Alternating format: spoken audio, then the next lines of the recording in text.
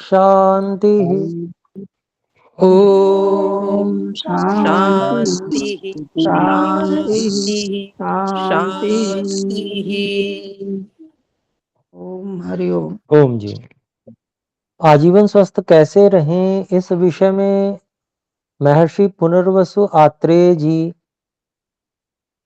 के अनुसार चर्चा करते हुए रसायन विषय को हम चर्चा का विषय बना रहे हैं और इस पे काफी लंबी चर्चा पिछली कक्षाओं में हो भी चुकी है। पिछली कक्षा में एक आचार रसायन के विषय में हमने बात की थी।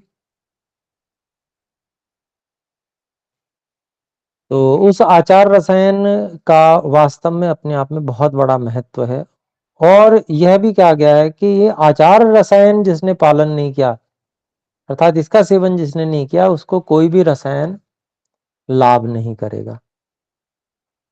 तो यहाँ से एक हाथ खड़ा हुआ है, ओजस्विनी जी, बोलें, कुछ कहना चाहते हैं क्या? अनम्यूट बटन दबा के बोलिए। नहीं जी, मैं कुछ कहना नहीं चाहती थी। ठीक है जी, धन्यवाद जी।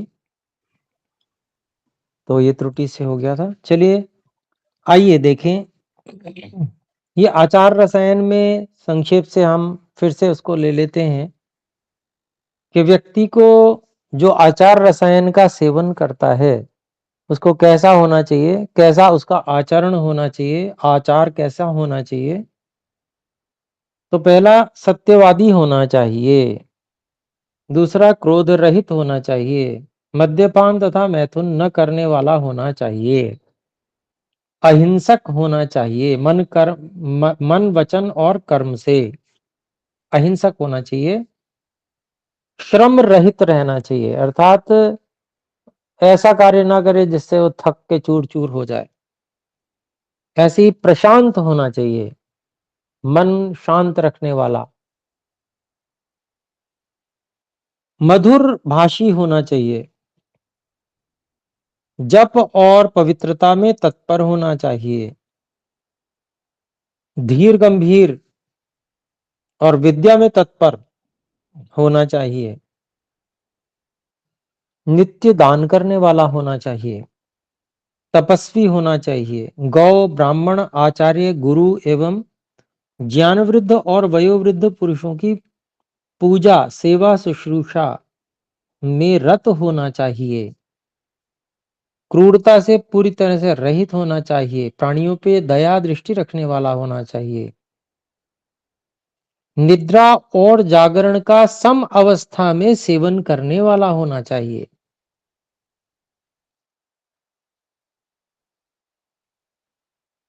और नित्य दूध घी का भोजन करने वाला होना चाहिए। देश काल और मात्रा को जानने वाला होना चाहिए। ऐसे ही युक्ति को जानने वाला होना चाहिए।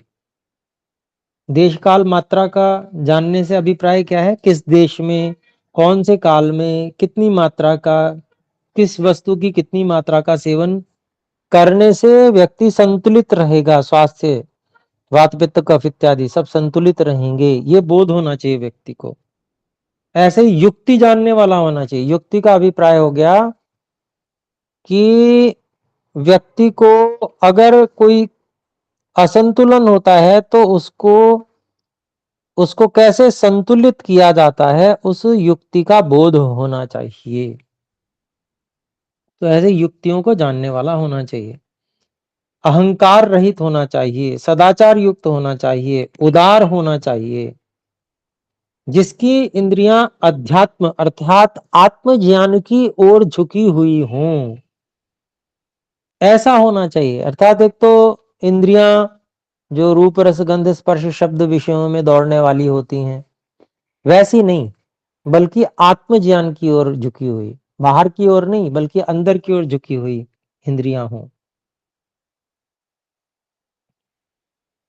और ऐसा व्यक्ति वृद्ध पुरुषों, आस्तिकों, संयमी पुरुषों का उपासक होना चाहिए।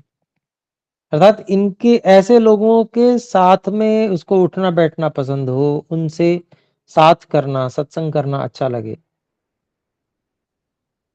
फिर है धर्म शास्त्रों का स्वाध्याय करने वाला होना चाहिए। जो ऋषियों के ग्रंथ हैं, जो सत्य ग्रंथ हैं, उनका स्वाध्याय करने वाला।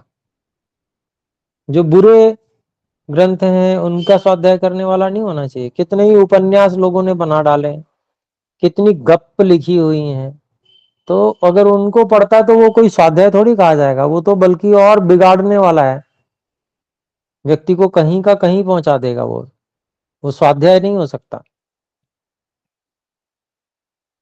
तो धर्मशास्त्रों का स्वाध्याय करने वाला होना चाहिए, और केवल स्वाध्याय ही नहीं बल्कि धर्मशास्त्र वेद आदि के अनुसार जीवन में आचरण करने वाला होना चाहिए।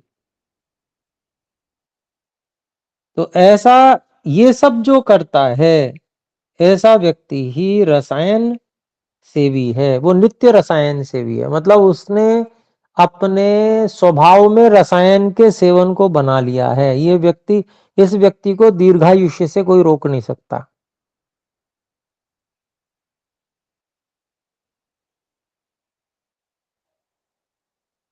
और सामान्य रूप से अन्य रसायन सेवन करने वालों को भी ये करने अवश्य होते हैं, तभी उनको विशेष लाभ होता है।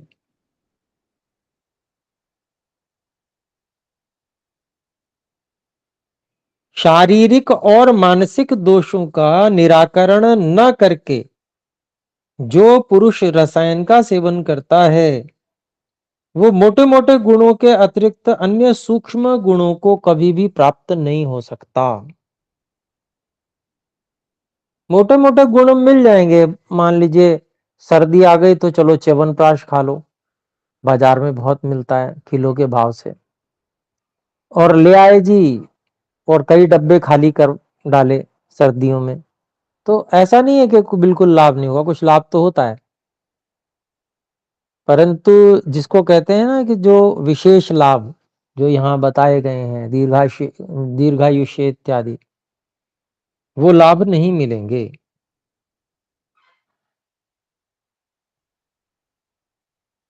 ऐसे पुरुषों को कुछ काल के लिए निरोगता की प्राप्ति हो जाएगी, थोड़ी सी आयु हो सकता है बढ़ भी जावे, लेकिन पूरी तरह से जो निरोग रहकर और एक युवावस्था का फिर से अनुभव करना, आयु लंबी हो जाना, ये सब नहीं होगा।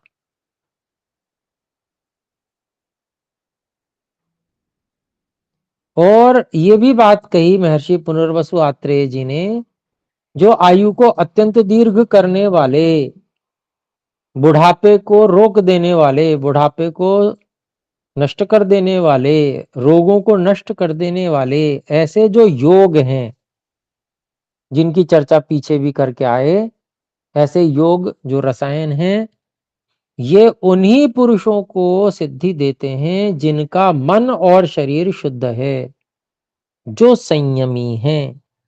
ये कितनी उत्तम बात। और एक बार नहीं है, महर्षि पुनर्वसु आत्रेय जी बिल्कुल जब से रसायन अध्याय शुरू किया था, प्रथम पाद, द्वितीय पाद, ये तृतीय पाद चल रहा है, और तब से मैं भी आपको अनेक बार बता चुका हूं, मतलब अनेक बार मैंने अपनी ओर से नहीं बताया है, ये बार बार ध्यान दिलाते हैं। कौन? ऋषि महर्षि पुनर्वसु आत्रेय जी बार बार बता रहे हैं, रसायन बताते हैं, फिर उसके बाद ये भी बताते हैं, तो अनेक बार वो बता चुके हैं।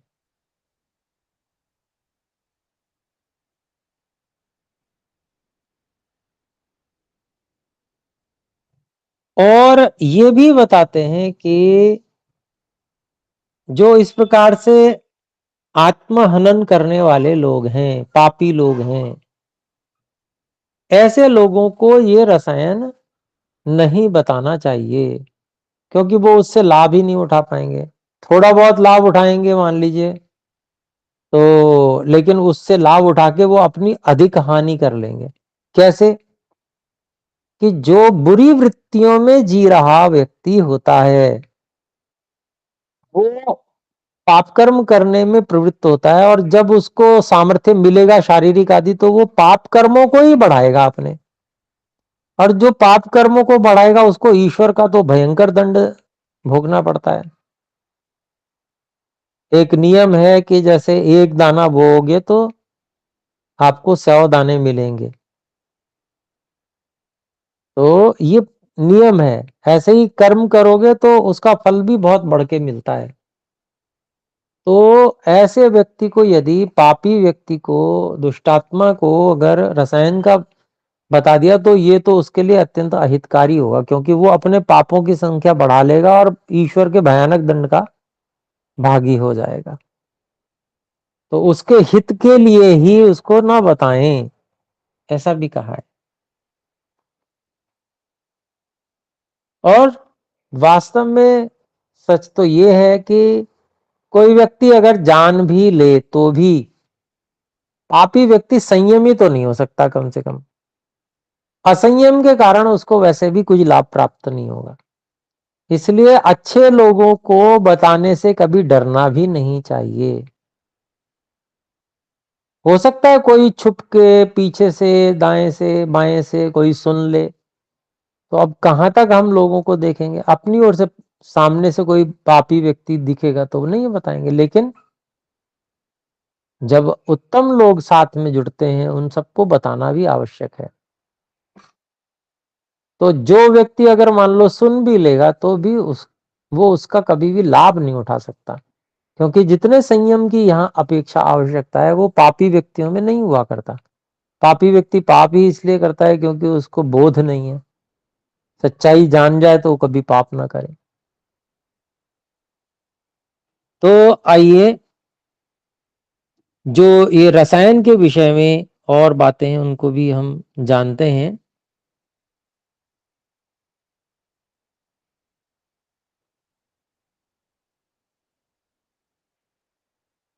तो एक बात और ये बताइए कि जो वैद्य होते हैं, अच्छे वैद्य होते हैं, वो बहुत अधिक पूजा करने के योग्य, सत्कार करने के योग्य हैं, ऐसा यहाँ पर बताया गया। तो जो भी अच्छे वैद्य, जानकार वैद्य, जो चिकित्सा अच्छी जानते हैं, उनकी भरपूर सत्कार करने से लाभ व्यक्ति उठा सकता है। उदाहरण दिया कि देवराज इंद्र ने अश्विनी कुमारों का बहुत सत्कार किया और बहुत लाभ भी उठाया फिर देवों ने, युद्धों में इत्यादि। तो बहुत सारी जो समस्याएं थी उनकी, जो भी युद्ध में हानि होती थी शरीर आदि की, उस सबको अश्विनी कुमार, जो उनके पास में वैद्यक विद्या थी, उससे उनको ठीक कर देते थे। तो ऐसी बात महर्षि पुनर्वसु आत्रेय जी इतिहास में से उठाकर बताते हैं।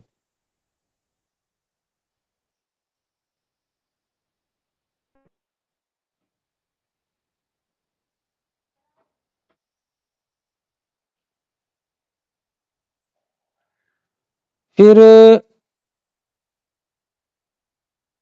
और भी बहुत सी बातें हैं यद्यपि, और आप सब यहाँ पर विशेष रूप से रसायनों को ही सुन रहे हैं। तो अंत में जो बात कही है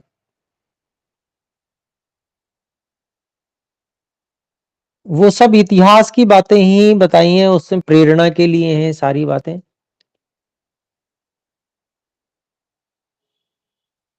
और तीसरा नहीं, ये चौथा पाद पूर्ण हो रहा है। तो अभिप्राय क्या है कि जितने भी रसायन बताए गए उन सब के साथ में जो आचरण रसायन है उनका भी सेवन किया जाए। जीवन में यदि लक्ष्य सही नहीं बनाया है तो उस लक्ष्य को भी बना लिया जाए। उस लक्ष्य के बना लेने से व्यक्ति लाभ में ही रहेगा, ये मतलब अभिप्राय है। अन्यथा एक उदाहरण है कि जो मृत्यु है उसने तो जीवन को समाप्त करना ही है। तो जीवन समाप्त हो उससे अच्छा क्या है? उससे अच्छा ये है कि हम जीवन को बढ़ा लें, क्योंकि शरीर तो फिर धारण करना पड़ेगा जब तक मुक्ति नहीं होगी। व्यक्ति बहुत से ऐसे समझते हैं कि शरीर को समाप्त कर दो तो मुक्ति हो गई, परंतु ये नहीं पता है कि बहुत अधिक कष्ट, एक तो मृत्यु का कष्ट भोगा, फिर उसके बाद में जन्म जब होगा तो जन्म के समय भी भयंकर कष्ट होता है। सारी हड्डियां निचोड़ दी गई हो इस प्रकार से जो गर्भ में से बालक बाहर आता है। माता को भी कष्ट होता है, बच्चे को उससे भी बहुत अधिक कष्ट होता है, भयंकर रूप से वो रोता है, और बस वो कष्ट अनुभव ही करने योग्य रहता है, न कहा जा सकता है, केवल अनुभव उसका करता है वो आत्मा। तो अभिप्राय क्या है कि जन्म और मरण, मरण और जन्म फिर से बार बार होता रहे, उससे अच्छा जो रसायनों का सेवन करके और आचरण का रसायन सेवन करके जो शरीर की अवस्था को बढ़ा लिया जाए। जो ज्ञान विज्ञान प्राप्त हो रहा है, उस ज्ञान विज्ञान के प्रयोग से जिस लिए शरीर प्राप्त हुआ है, उस प्रयोजन को सिद्ध कर लिया जाए जीवन को बढ़ाकर। इसी में सार्थकता है। जीवन रहते कम कष्ट है, परंतु मृत्यु और जन्म ये दोनों घटनाएं अपने आप में अत्यंत कष्टपूर्ण होती हैं। तो जितनी बार ज्यादा ये होंगी उतनी बार ज्यादा कष्ट होगा। तो इसीलिए बुद्धिमत्ता ऋषि इसी में बताते हैं कि जो आचरण रसायन है उसका सेवन करके और अन्य जो औषधीय योग हैं, उन योग रसायनों का जो इतने सारे बताए गए, उन योगों का सेवन करके व्यक्ति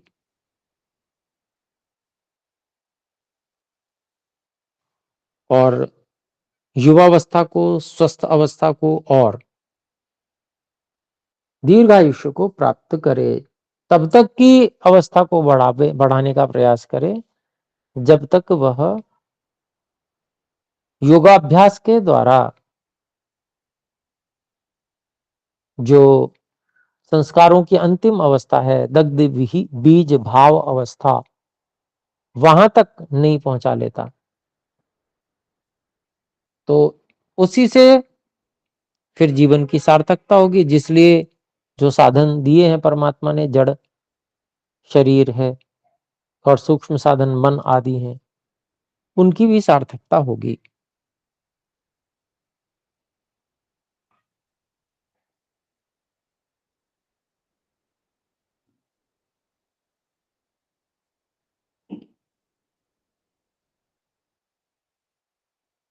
कुछ वैद्यों के लक्षण भी अपने को जानने चाहिए, जो कि आयुर्वेद में रसायन में ही महर्षि पुनर्वसु तात्रेय जी ने बताए हैं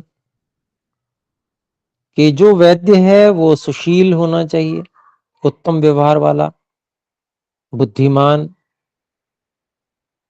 और जिसको बहुत सारे उपाय पता हैं ऐसा होना चाहिए, युक्ति वाला होना चाहिए, आयुर्वेद शास्त्र में पारंगत होना चाहिए। और ऐसा जो इस प्रकार का जो वैद्य है उसकी सामान्य लोगों को पूजा करनी चाहिए, अर्थात वो पूज्य होता है, ऐसा बताया गया। इसके अलावा आयुर्वेद विद्या की समाप्ति जब हो जाती है तभी चिकित्सक का दूसरा जन्म कहता है। तो जैसे कहते हैं ना द्विज, द्विज का मतलब हो गया दूसरा जन्म होता है जिसका।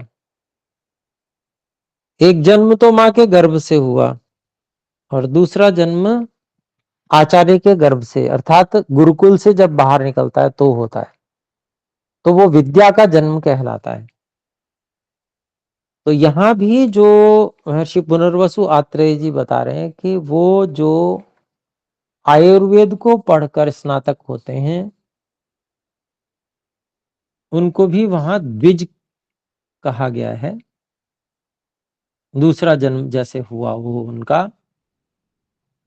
जब ऐसी स्थिति में, मतलब ये दूसरा जन्म जो है, विद्या वाला जन्म जब हो जाता है आयुर्वेद पढ़ने के पश्चात, तब ही उसको वैद्य कहना चाहिए। उस वैद्य का पुत्र जो है वह वैद्य नहीं कहा जा सकता। बहुत स्पष्ट रूप से यहाँ पर महर्षि पुनर्वसु आत्रेय जी बता रहे हैं, वैद्य का पुत्र वैद्य नहीं हो सकता जब तक वह वैद्यक शास्त्र, आयुर्वेद आदि की विद्या को पूरी तरह से नहीं पढ़ लेता, तब तक वैद्य कहने योग्य नहीं है।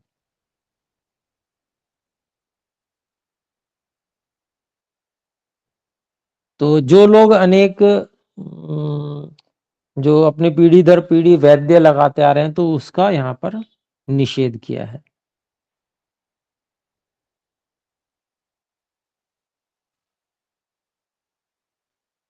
और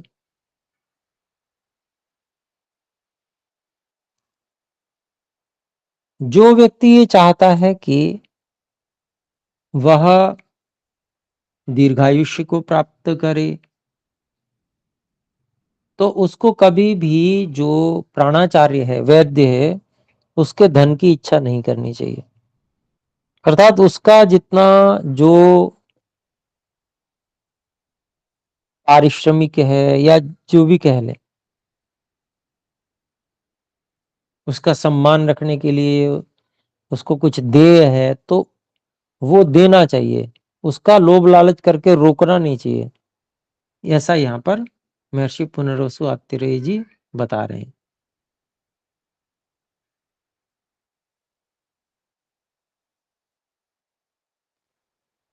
चिकित्सा किए जाने के बाद में, वैद्य के द्वारा जब चिकित्सा कर दी जाती है,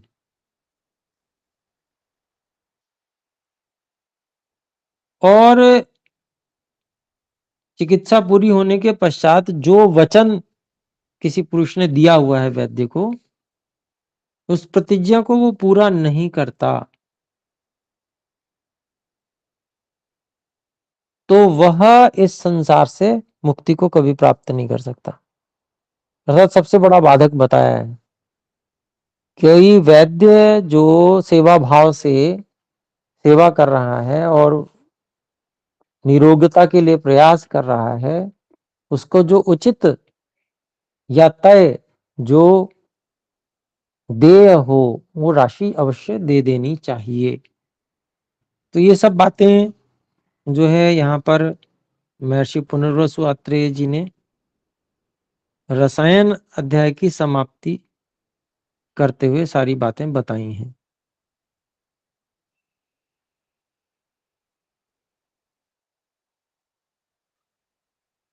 तो अभी तो अपना समय भी हो गया है, फिर अगली चर्चा हम अगली कक्षा में करेंगे।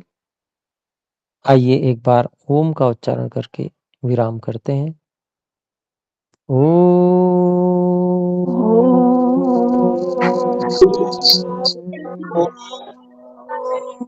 सभी को सादर नमस्ते जी। नमस्ते गुरु जी। नमस्ते गुरु।